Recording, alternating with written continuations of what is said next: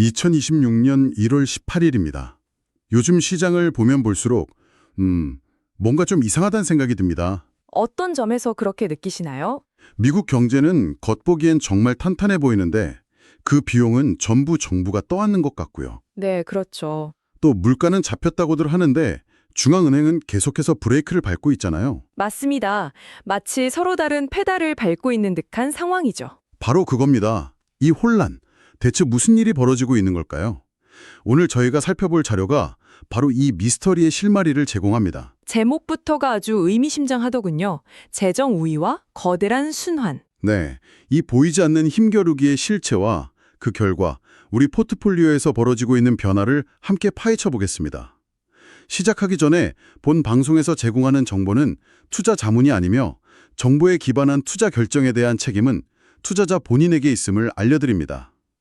오늘 차트들은 시장의 단기적인 방향을 예측하기보다는 지금 이 거대한 전환의 시점에서 투자자들의 포지션이 실제로 어떻게 재조정되고 있는지를 명확히 보여준다는 점에서 특히 중요합니다. 자, 그럼 이 미스터리의 첫 번째 단서부터 살펴보죠.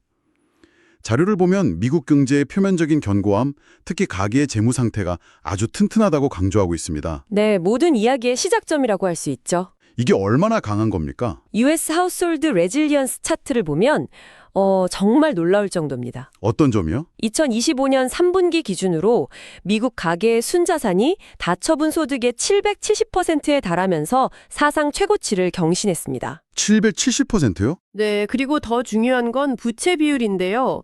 총 부채가 가처분 소득의 92% 수준으로 이건 글로벌 금융위기 이후 가장 낮은 수치입니다. 와, 자산은 최고에 빚은 최저라니 이러니 고금리에도 소비가 버티고 경제가 침체에 빠지지 않는다는 무착륙 시나리오가 나오는 거군요. 바로 그겁니다. 이 견고함이 하나의 핵심 근거가 되는 거죠. 그런데 이 견고함이 혹시 신기론은 아닐까요? 주식이나 부동산 같은 자산 가격이 하락하면 한순간에 무너질 수도 있는 것 아닙니까? 장확한 지적이십니다. 그래서 이 견고함이 바로 우리가 주목해야 할 긴장 관계의 한 축이 됩니다. 완충제 역할을 하지만 그 기반이 불안할 수도 있다. 맞습니다.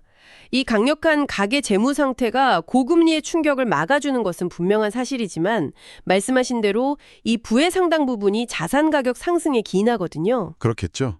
그래서 자산 시장의 조정은 소비 심리를 예상보다 훨씬 빠르게 위축시킬 수 있는 잠재적 위험 요인입니다. 겉보기엔 튼튼하지만 그 기반을 계속 주시해야 하는 상황인 거죠. 알겠습니다. 그러니까 첫 번째 단서는 자산 거품 위에 서 있는지도 모를 견고함이군요. 그런데 자료에서는 이 성장에 비용이 따른다고 표현했습니다. 도대체 무슨 비용을 말하는 겁니까? 그 비용이 바로 이 이야기의 핵심 주제인 재정 우위, 즉 fiscal dominance입니다. 재정 우위요? The Cost of Growth 차트를 보시면 한눈에 들어오는데요. 2008년 금융위기 이후로 경제를 성장시키는 동력이 완전히 바뀌었습니다. 어떻게 바뀌었죠? 파란 선으로 표시된 민간 부문의 대출, 즉 전통적인 성장의 엔진은 거의 성장을 멈춘 반면에요. 네, 거의 평평하네요. 반면에 붉은 선으로 표시된 정부의 재정 적자는 가파르게 치솟으면서 경제를 끌고 왔습니다. 민간이 멈춘 자리를 정부가 돈을 풀어 대신 메워준 셈이죠. 그렇군요. 그러니까 중앙은행이 금리를 올리면서 경제에 브레이크를 밟고 있는데 정부는 재정을 쏟아부으면서 동시에 엑셀을 밟고 있는 상황. 이게 바로 재정 우위로군요. 아주 적절한 비유입니다. 중앙은행의 통화정책보다 정부의 재정정책이 경제에 미치는 영향력이 더 커진 상태를 의미하거든요. 이게 왜 그렇게 중요한가요? 이런 구조에서는 정부가 계속해서 대규모 국채를 발행해야만 성장이 유지되기 때문입니다. 아, 국채 공급이 늘어나니까. 네, 공급이 넘쳐나니 금리는 구조적으로 높은 수준에 머물 수밖에 없게 됩니다. 결국 고금리 고착화라는 비용을 치르면서 성장을 유지하는 구조인 거죠. 자료에서 정부의 재정 지출이 어느 산업으로 향하는지를 지켜봐야 한다는 언급도 있었죠. IRA나 칩스 법안 같은 것들이요. 네, 그렇습니다. 정부 제출이 민간의 투자를 몰아내는 구축 효과를 우려해야 하지만 반대로 정부가 IRA나 칩스 법안처럼 특정 산업에 전략적으로 자본을 투입할 때는 새로운 투자 기회가 생길 수도 있거든요. 아, 돈의 흐름을 따라가야 한다는 거군요. 맞습니다. 정부의 돈이 어디로 흘러가는지를 추적하는 것이 이 재정 우위 시대의 핵심 투자 전략이 될 것입니다. 자, 여기서부터 정말 흥미로워집니다. 정부는 엑셀을, 중앙은행은 브레이크를 밟고 있는 이 기이한 상황. 그렇다면 인플레이션은 지금 어떤 상태입니까? 데이터와 정책 사이에 심각한 괴리가 있다고 하던데요. 괴리요? 네, 이 괴리가 현재 시장의 혼란을 가장 잘 설명해 줍니다. Real-time disinflation 차트를 보면 트루플레이션 같은 실시간 물가 지표는 이미 1.55%까지 떨어졌습니다. 1.55%면 연준 목표치인 2%를 한참 밑도는 거잖아요. 네, 그런데 우리가 뉴스에서 매일 접하는 공식 소비자 물가지수 CPI는 여전히 2.7%에 머물러 있죠. 잠깐만요. 그 차이가 엄청나네요. 현실에서는 이미 물가가 잡혔는데 공식 통계는 아직도 높게 나온다는 거잖아요. 맞습니다. 이건 마치 연준이 한참 뒤에 배달되는 신문을 보고 현재 날씨를 판단하려는 것과 비슷한데요. 백미러만 보고 운전한다는 비유가 딱 들어맞는 상황입니다.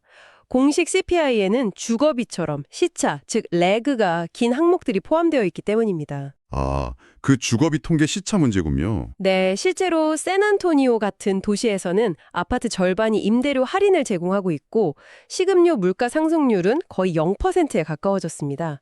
현실의 디스인플레이션 압력은 아주 강한 거죠. 이 시차 때문에 문제가 생기는 거고요. 그렇습니다. 이 시차 때문에 현재 연준의 정책이 실제 경제 상황에 비해 과도하게 긴축적일 수 있다는 리스크가 발생하는 겁니다. 알겠습니다.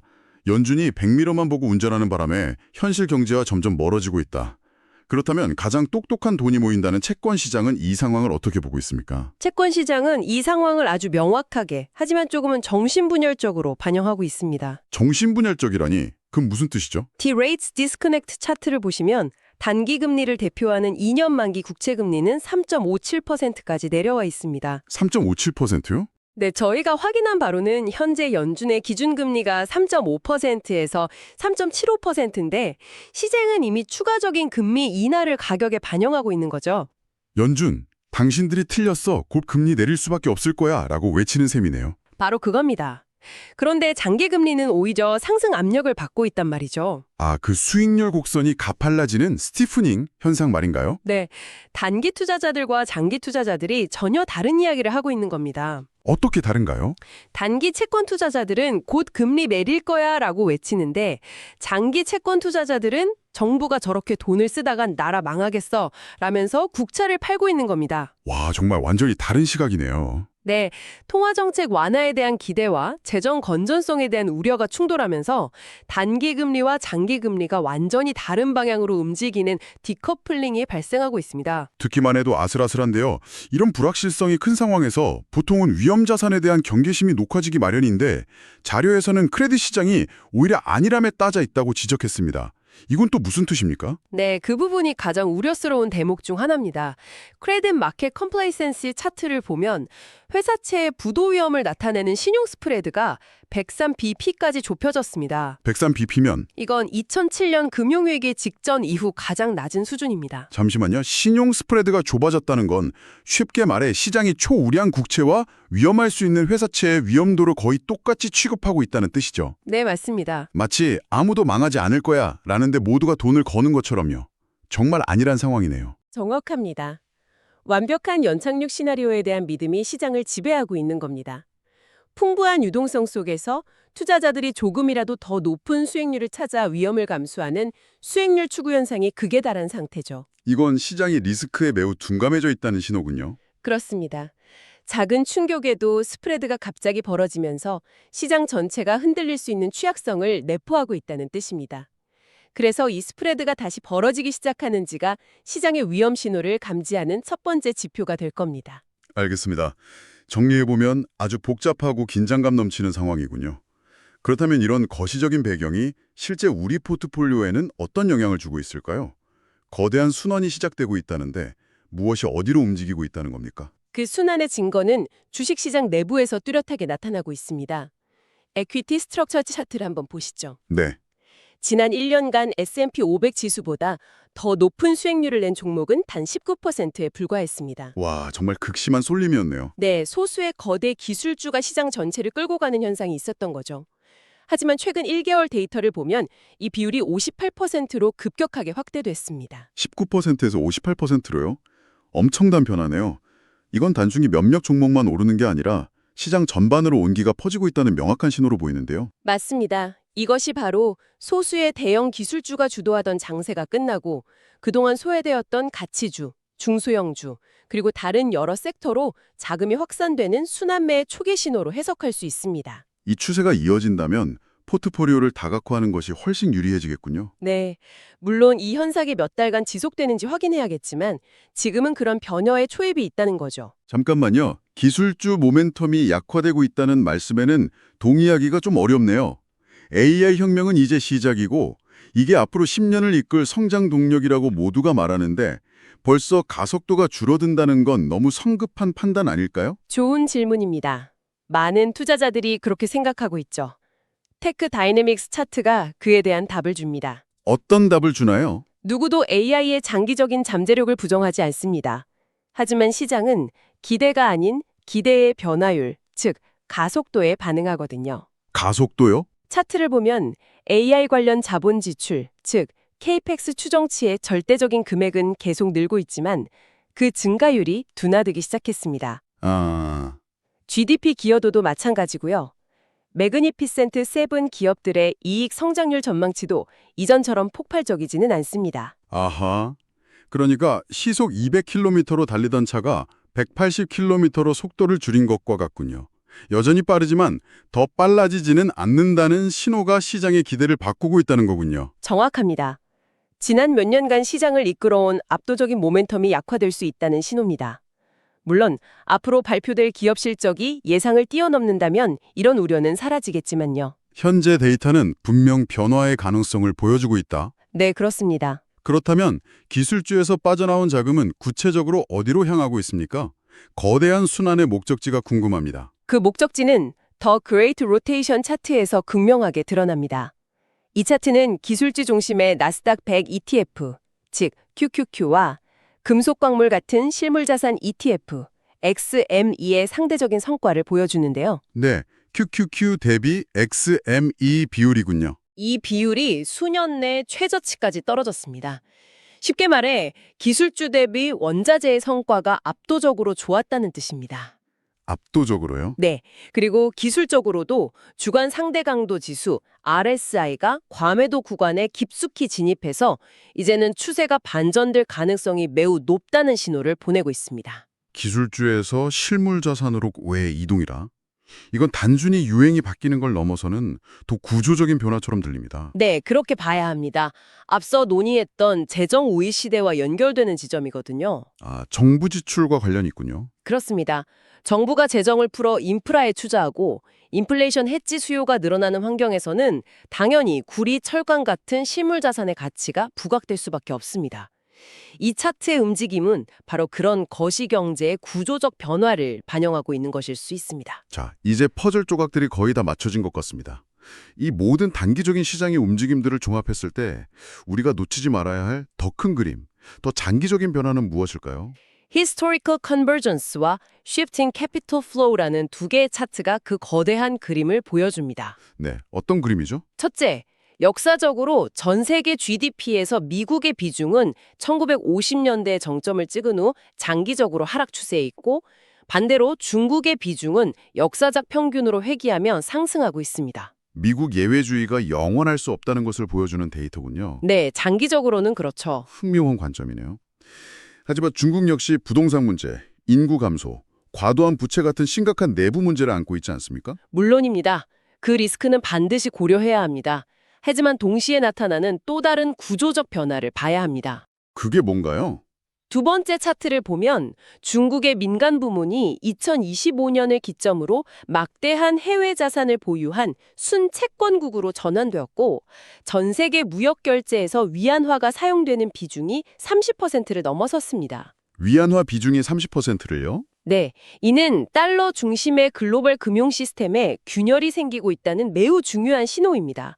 단기적인 문제들과는 별개로 글로벌 자본 흐름의 축이 서서히 움직이고 있다는 거죠. 그러니까 단기적으로는 미국의 재정 우위와 그로 인한 순환매가 중요하지만 더 길게 보면 미국 예외주의의 약화와 글로벌 금융 질서의 다극화라는 더 큰 파도를 염두에 두어야 한다는 말씀이시군요. 그렇습니다. 이 두 가지 장기 추세는 단기적인 시장 등락보다 우리의 장기 자산 배분 전략에 훨씬 더 큰 영향을 미칠 겁니다. 앞으로 위안화 결제 비중이 계속 늘어나는지, 미 중간에 경제 격차가 어떻게 변화하는지를 꾸준히 모니터링해야 하는 이유입니다. 자, 지금까지 정말 복잡하게 얽힌 시장의 미스터리를 함께 풀어봤습니다. 오늘 분석을 종합해서 우리 투자자들이 기억해야 할 핵심 내용들을 정리해 주시죠. 네, 세 가지로 요약할 수 있겠습니다.